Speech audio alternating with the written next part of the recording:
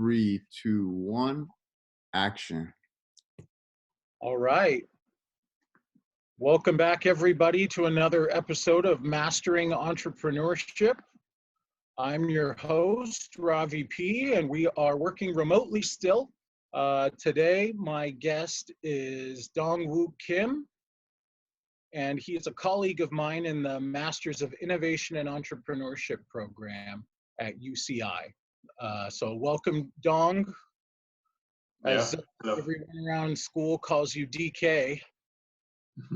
Right.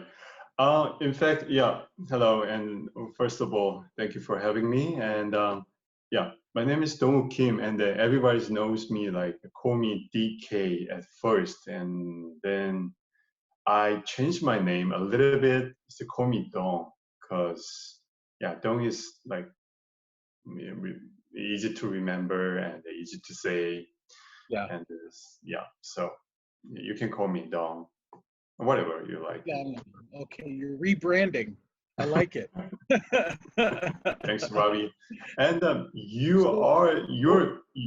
your name is Eric Ravi Prashar. So I thought your name is Eric, but you prefer to call the Ravi, I guess, right? Yeah, I mean, I blame my parents. Ever since I was a kid, they called me Ravi. So that's just how I respond. When I went to school, I started going to school as a kid. You know, they would read the name off the attendance list, so I had to get used to them saying like Eric and me going, yeah, that's me, but I go by Ravi. Okay. So then I go by Dong. Thanks. Dong. So were you called Dong as a child? No. What do you mean by that? Well, when you were a kid going to school and stuff like that. Yes. People called you Dong? Oh, okay. No, actually my full name is Dong Wook. So everybody goes by Dong Wook. But his Korean name is a little bit difficult to pronounce, so just make it short. So Dong is, I like it. Yeah. Making it easy on the rest of us. Right. So you grew up in Korea. Tell me what that was like growing up in Korea as a child. When I think of my child, it's kinds of like I think it sounds predictable. My life was like predictable and kind of nerd at that times, my childhood, because in Korea, during the high school or middle school, we have to study hard, like get up 6 o'clock and go to 7 o'clock, 7 a.m. in the school and study all day long until 11 p.m. in high school. So 6 a.m. to 11 p.m.? Sorry? 6 a.m. to 11 p.m.? That was your day? Wow. 7 a.m. to 11 p.m. It's my 3 years in my high school was like kind of hell, and I had to study because I don't know. I thought that was like I followed something success equation. I mean, study hard and then going to top university in is Korea or in the US, and then I got a fancy job or like getting a doctor or a lawyer or something, and then getting married and get promoted and be famous person. There's kind of a typical this success equation. I should follow them, but I was an idiot. I mean, that was it was like, oh my God, I should have done that before. I should have done like that. I'm not gonna do that again. But that was me. Yeah, it was me. So you had a tough time going through high school. You were just work, work, work, study, study, study, Right. Right. and that was it all the time. So when you went to college, did things change for you a little bit, or? Yeah, at that time, my life has changed completely changed my life. And then when my university is in the same town. I mean, I live in Daegu. Daegu is the third largest city in Korea. And Mm, yeah, and actually, my parents want me to getting good university and a good, students. Cause and then my parents, I live apart since when I was in elementary school students, when I was in like 10 years old, and I moved mm, to a big city where I was to live in Daegu, and then my brother and I live by ourselves. So anyway, and then I enter into my university, and yeah, my life changed a lot. mm. So when you were a child, um, and you moved into the city, so does that mean you kind of had a rural upbringing, like where your parents lived? It was more of a rural area instead of Right. a oh, okay. Yeah. Cool. Yeah. You know what I'm saying. And I was born in like a rustic and a country town. Yeah. So no, it's only elementary school, one elementary school, but there's only 5 people in my class. They're too Whoa. small.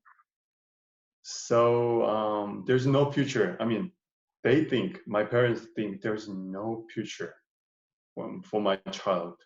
So, and my parents want us to go, move to other big city, and they're going to good, schools. So Yeah. that's why I follow the rules, and getting good kids for my parents. So That's awesome. What a yeah. cool story. So Yeah. what did you study when you started college? My major was in the economics and business, yeah, management, and also it's typical things. Um, but my student club, which is ISEC, the ISEC is International Student Club, International Business Student Club, and my student clubs made me broaden and realize the new life.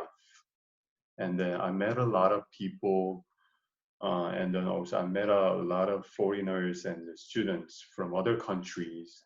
Then I realized, like, wow, I was in small fish in a little pond. You know, Mm, I mean, maybe not. I'm not a big fish, but it's like the big fish in a little pond. So I had to go out of this pond. yeah. So yeah, so my student clubs made me a lot of chances to get the opportunity to go abroad and met people, Mhm. and get something new experiences. So yeah, totally changed my life. That was a really That good. is cool. So you are married now, right? All right. And you have two kids. Mm-hmm. Um, when did you meet your wife? It was 2009, Christmas Eve. Oh, wow. It was a blind date. I mean, you know, Really? yeah. Okay. People say those never work out. But I guess yeah, you're the proof. we work out because Yeah. that was Christmas Eve. So no one. I mean, my wife and I, single, and no one has a boyfriend and the girlfriend at that time. So Christmas Eve, what am I gonna doing? Nothing. So yeah, I made up my mind to. I decided to have a blind date, and I asked my friends to set me up. I mean, have a blind date to anyone. So Mhm. she came in, and we have a date. So and then and also she was flight attendant. Oh. So I have, is flight attendant is kind of my dream wife in my my life, because it's something very very unique and it's beautiful something. So yeah, I met her and then I married next year.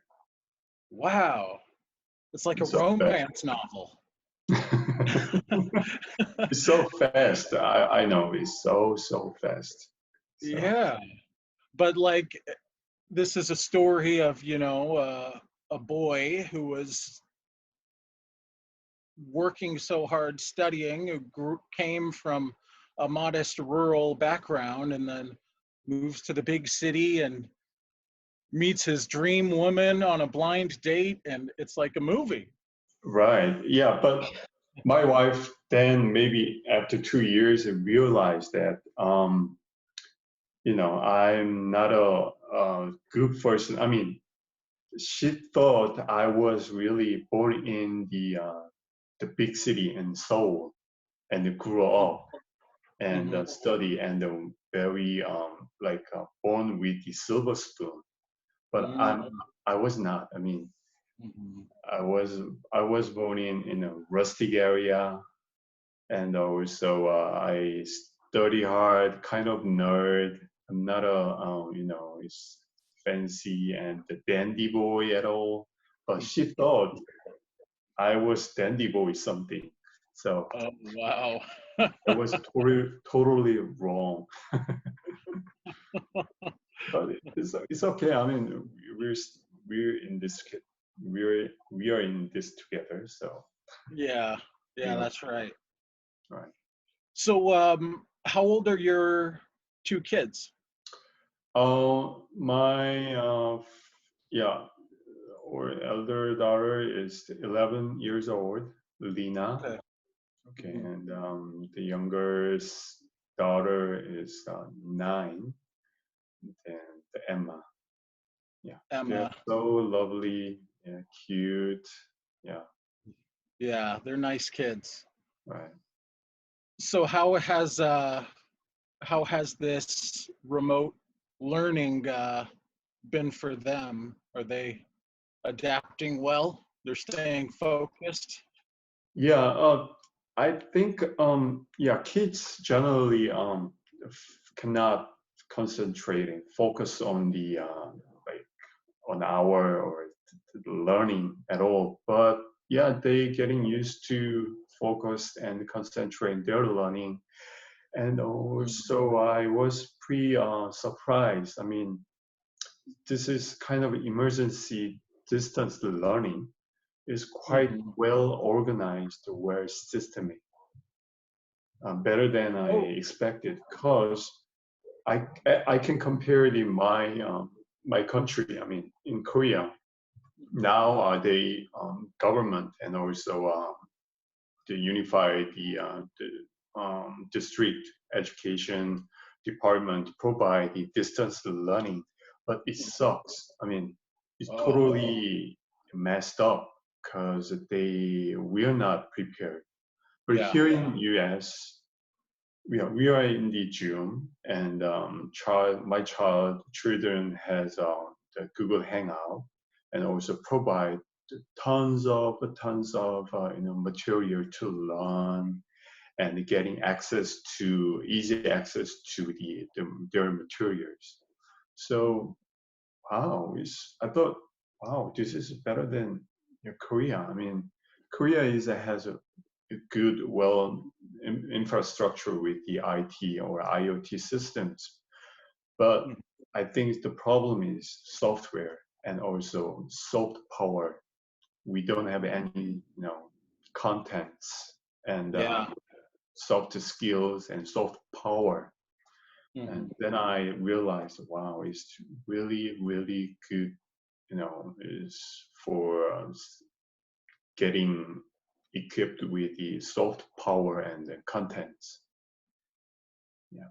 Wow, that's refreshing to hear. I'm glad I'm glad something's going well Uh-huh. and all this madness. Mhm. Um, so okay, that's your family and some of your early background where you went to school and you studied business in your undergraduate program, business administration. So when you graduated college, did you, so I understand you, well,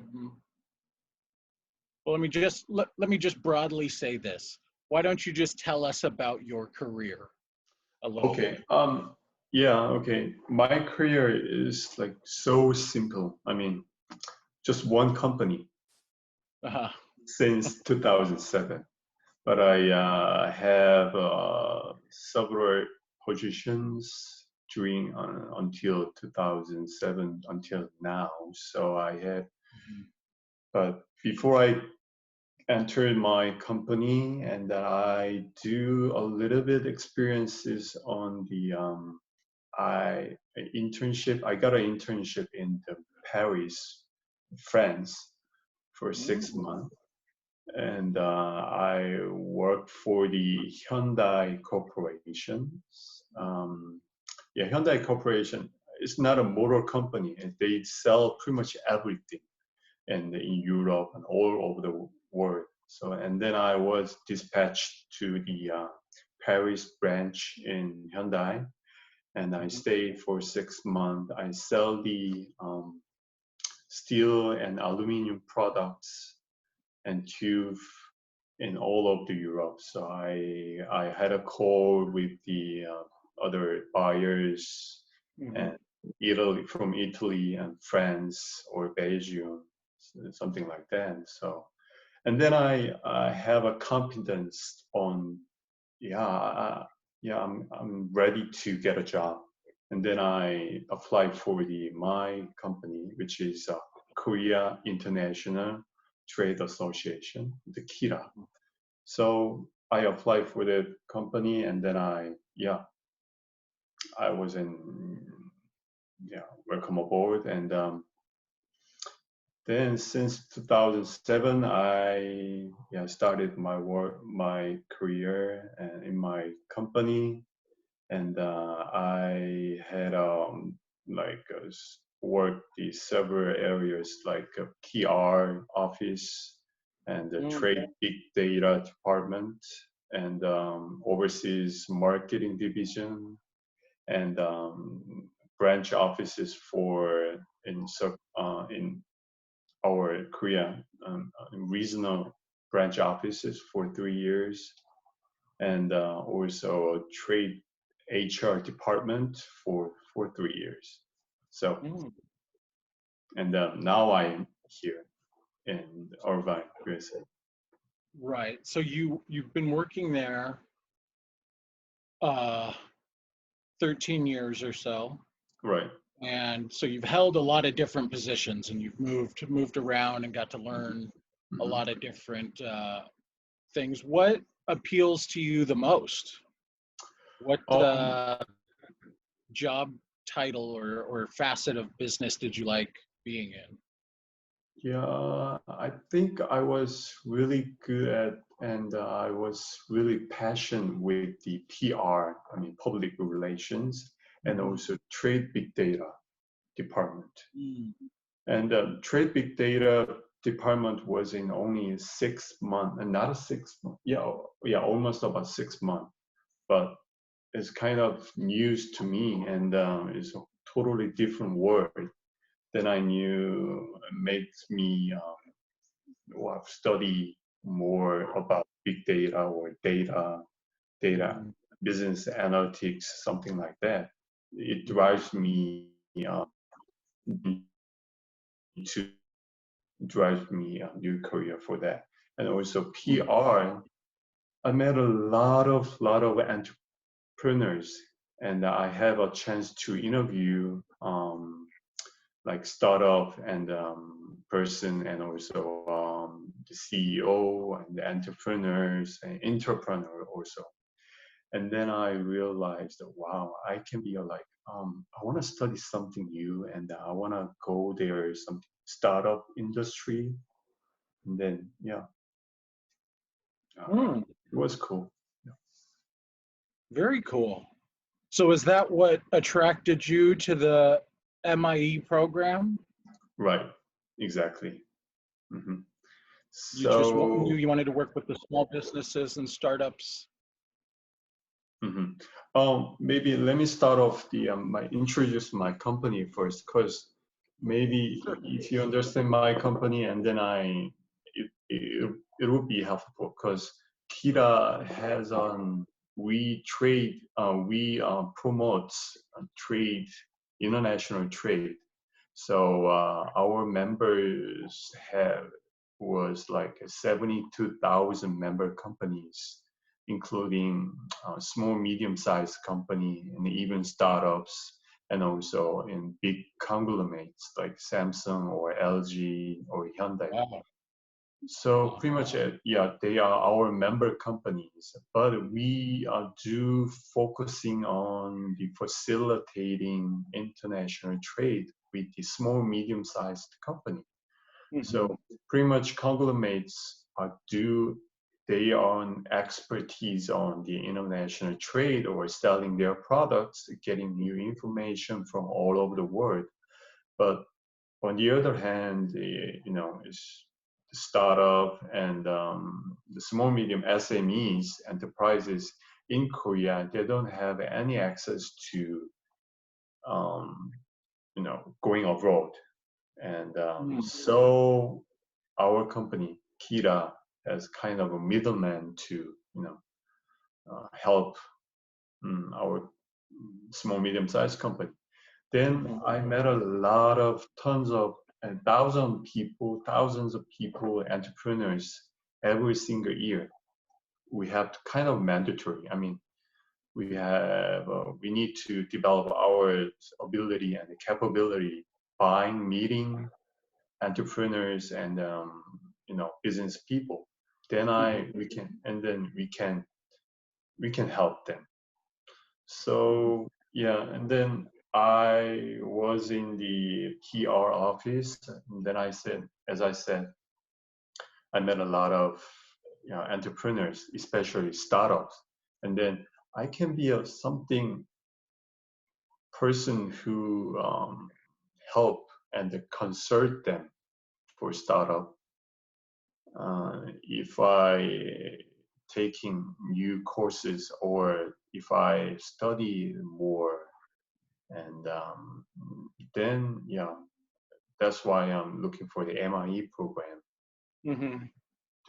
That's why I'm here in Irvine. That's cool. So now you feel, do you feel like the program has given you good tools to work with when you go back home and start working Um, with these small and medium-sized companies? And they obviously have challenges when you're a small company, the manpower and just capital resources mhm. in general.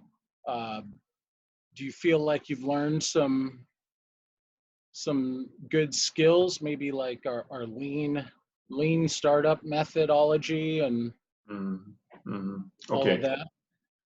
Yeah, I think I can catch up the new trends and Mm. new knowledge on these startups theory.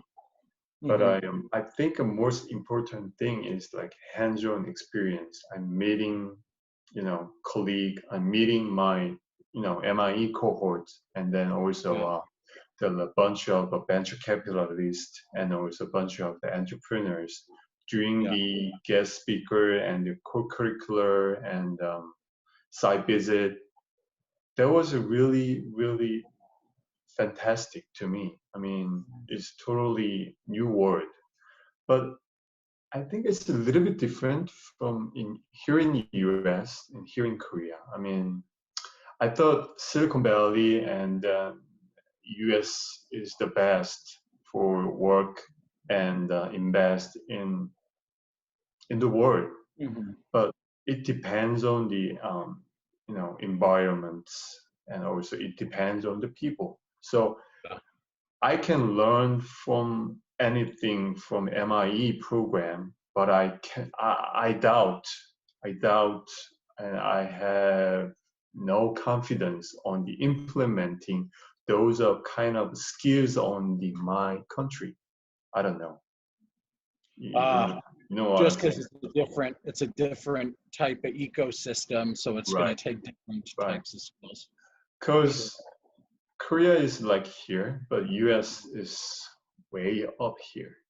I Mm. mean, it's totally different world. So our goal is to reach to the this degree of a certain environment and certain ecosystem. But Mhm. I don't think we can get because of a totally different world.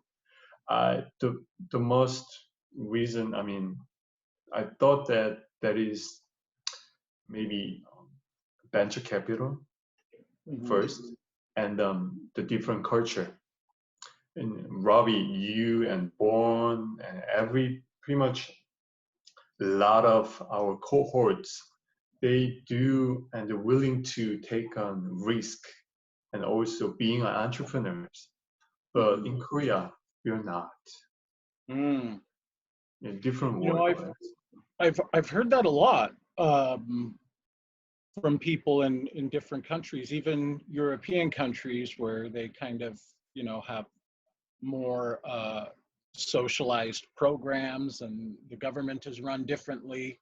Mhm. Um, so I actually hear that a lot. That entrepreneurial uh, uh, spirit in people is not as prevalent in other parts of the world. Like it is here in California. Like this is you know dime a dozen here in California. Everybody wants to be their own boss and start Right. their own business.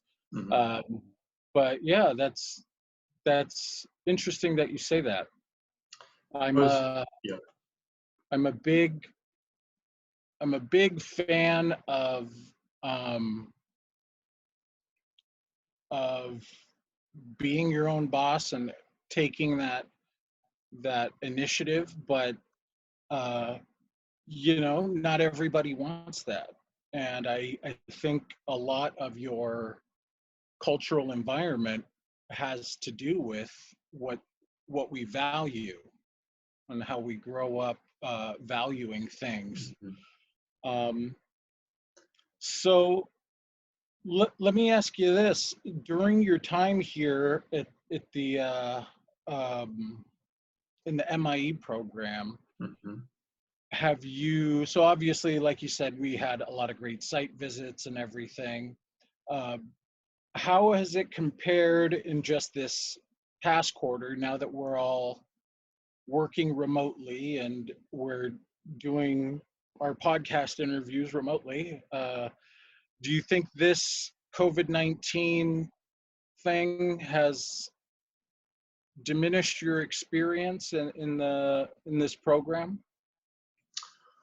Yeah, yeah, certain points definitely. Yeah, is like zooming or distance learning is we don't have any opportunity to get hands-on experience on site, but is the Mhm. we have a limit to access and getting there. So yeah, definitely it'll be difficult to more get more experience or knowledge from the MIE program. Yeah, yeah. Um, a lot of our cohort kind of everybody has different goals when they were joining this program. And I think that's true for the professors and the administration and the students, and then also the entrepreneurial community that was hearing about our program and what type of support that they wanted to provide us. So I think all those different expectations really affected this first year of students in a strange way. And that for this child of it was just a stick in your bicycle spokes, just brought it to a dead stop. So yeah, I know I highly valued all of the field experience that we were getting and going to these businesses and meeting CEOs and speaking with them about their problems and challenges and what they're doing to overcome those things. And it's sad that everything's moved to remote working. So not being able to go and test out cool bikes at Super 73 is a bummer. Right. But I'm glad I got that in. But I one thing I just mentioned, stress on that, is that it's totally up to us. It's up to me. Yeah. So yeah, we already paid the tuition, but Yeah. and then they give us remote, the learning, but as much they can. But then it's turn the page. I mean, it's totally up to me, up to us. So I thought, I think that, yeah, maybe, it's during the COVID-19, this is crisis, right? But in crisis, we call it in Korea, wiki. The wiki means they have both meanings. They have risk and also opportunity. So maybe during the crisis, so as I mentioned, crisis has also risk and opportunity. So maybe we can just take a look at bright side and focus on the bright side and positive things rather than others, negatives. So I'm getting used to think of that and doing like that. Yes, I mean it's hard. It's hard to stay optimistic, when you're cooped up in the house all the time. But I think you're right. That's a very, very good point. We got to stay positive and approach this, and not just look at the problems that we're getting, but look at those problems as opportunities to solve them. Right. I like that. So let's talk about the future. We're going to be graduating here in less than 2 months. Like what, 6 weeks? I think is our graduation date. What are you doing in the short term after graduation? Like the next year, maybe 2? What are your plans? Yeah, after MIE program, I will go to once again MSBA program. I'm gonna take the MSBA program for next quarter. So I got an admission from the Mirage School already. So I'm preparing for that kind of business analytics and doing like that. So. Oh wow.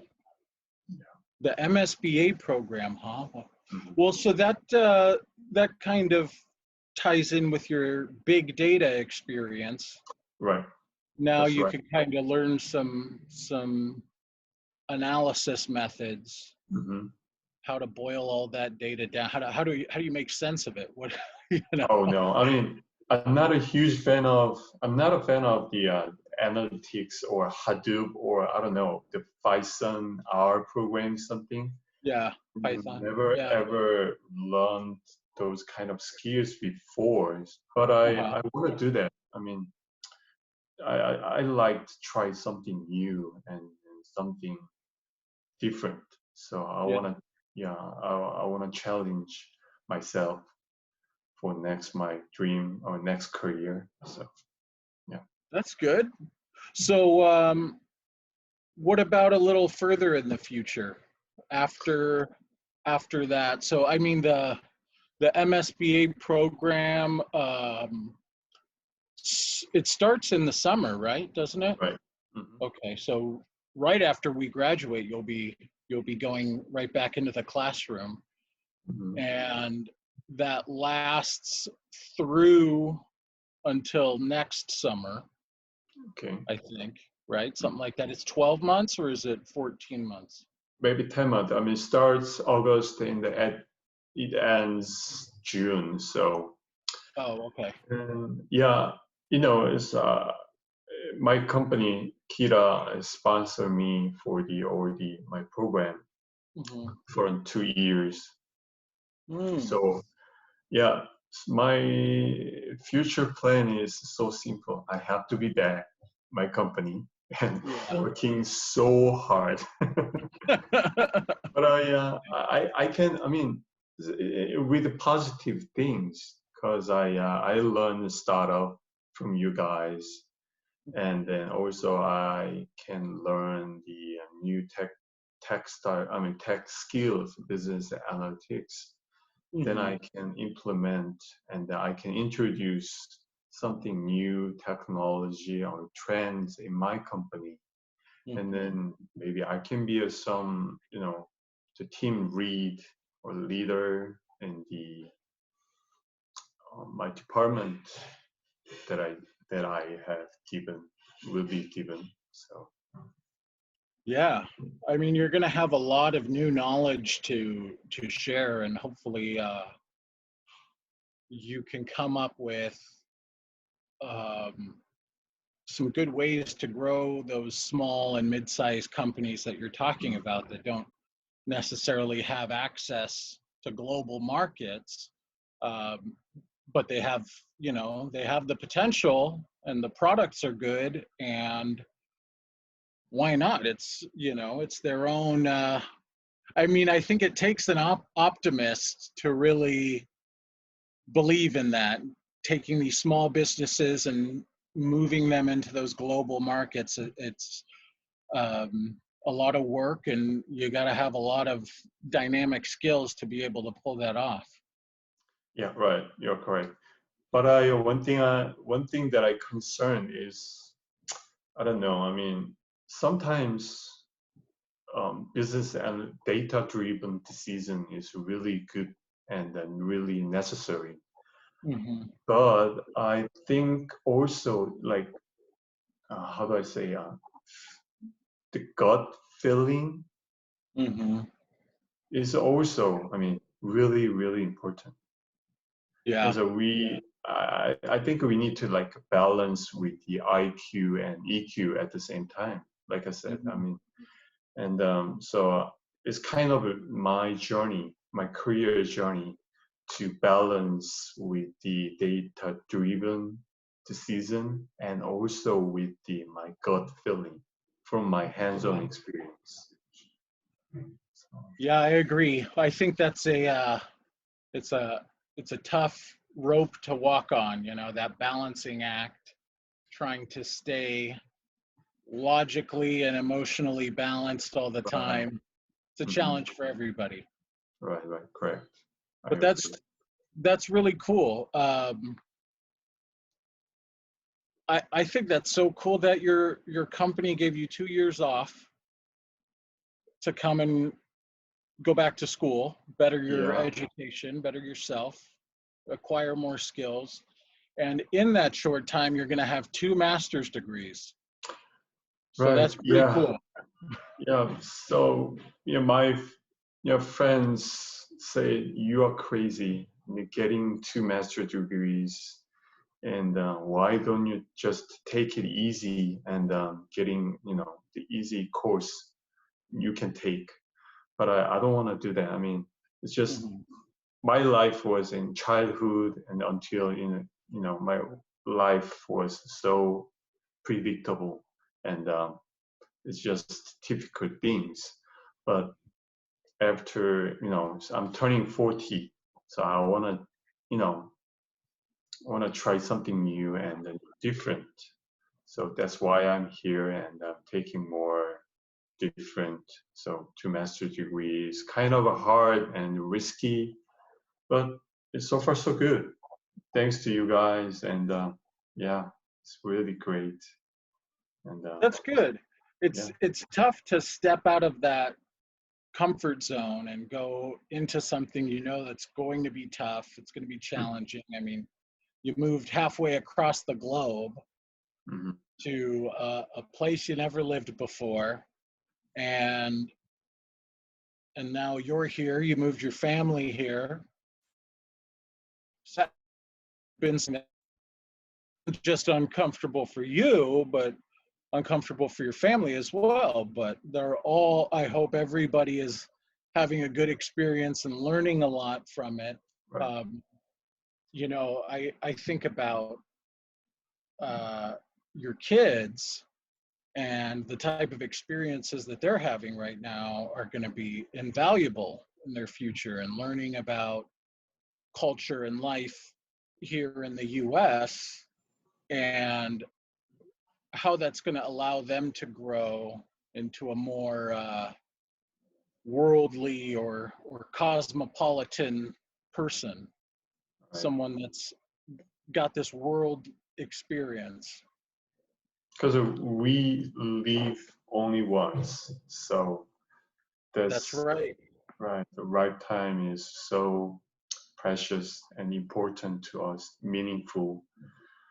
So every moment is kind of really thankful and yeah, great. So if you had a piece of advice to share with the next class, so we're in the first the inaugural class of our program. For the second class, what would you say to them um, to try and give them some good advice for this program, or for their career ahead of them? Okay. I think it's just maybe the two things that I come up with are first one is all the business, all our MIE program and our journey is people business. I mean, it's kind of business oriented, but everything's gonna be people, and people is getting start almost getting start from the people. So yeah, getting each other and involved, and then getting any project, any class, just getting involved and communicating with them and know each other and be creative of entrepreneurial journey. So that'll be helpful. Yeah. And also, yeah, taking risk. I mean, just just do it. Just do it. It's Do it. not it's quite good well speaking English, and I'm not a good. I'm a just kind of type of person, introvert people. So my activities so far was not good so far, but I want to try to get involved through this kind of this YouTube channel. I mean, the interview with you and other guys and getting involved. It's most important thing is just people and also taking Yeah, risk. you're very demonstrative of that. You're demonstrating that very well. Um, I mean, like I said, just the sheer act of leaving your job for 2 years and moving your family here, all of that involves a lot of risk, and there's a lot of uncertainty of what's going to happen. And um, I think that a lot of people think, I'm too established in my career to try and deviate, or oh, I just started my family. I can't try and pursue my personal goals right now. But you said it, you get one life, so you might as well take the risks, try and stay positive, keep a positive mental attitude to go towards those goals and get what you want out of it. So I think that's a good positive message to leave our audience with. So here's one more question I like to ask everybody. And it is, what is your favorite emoji? Oh, emoji? Okay, favorite emojis. I'm not a huge fan of, using text or using emoji, but I have, I don't know. There is we do have in Korea a messenger with Kakao, and the Kakao has a lot of, it's not a typical thing. It's a very weird emoji, and we can buy. So I cannot show you the character on the emoji, but it's really Korean traditional style. They're wearing Korean traditional costume, and they're is emotion is they exaggerate their faces, something like that. Oh, okay. Not that. Maybe So I can that's show your you. favorite emoji set. You just have a whole set of emojis that you like. Right. Mm-hmm. Very cool. Well, Okay. I didn't expect that. I mean, I didn't know that you were finally ask questions. Wow. Yeah, that's one that gets a lot of people. Some people have an answer right away because there's their one go-to emoji that they use all the time. And then other people, yeah, they don't really use it that much. They're not chatting too much on via text message or WhatsApp or Kakao. Yeah. Okay. So, well, thank you so much for joining me. Oh, thank you. I'm very glad we were able to chat and learn a little bit about you, your background, and your experience here in the U.S., growing and learning some entrepreneurial skills, and how you'll move back to Korea and hopefully bring some more entrepreneurial spirit with you and help grow Kita. Yeah. Thank you. Thank you very much. Well, thank Thank you you. for having me. All right. So we'll see all of you next time on Mastering Entrepreneurship. Thank you. Thank you. Thank you guys so much for watching and being part of the podcast. Don't forget to share this with all your friends and family. You can subscribe to our YouTube channel and follow us on all of your favorite social media platforms. Don't forget TikTok. If you want to get in touch with us, go ahead and email us at info@miepodcast.com. Thanks again, and I'll see you next time.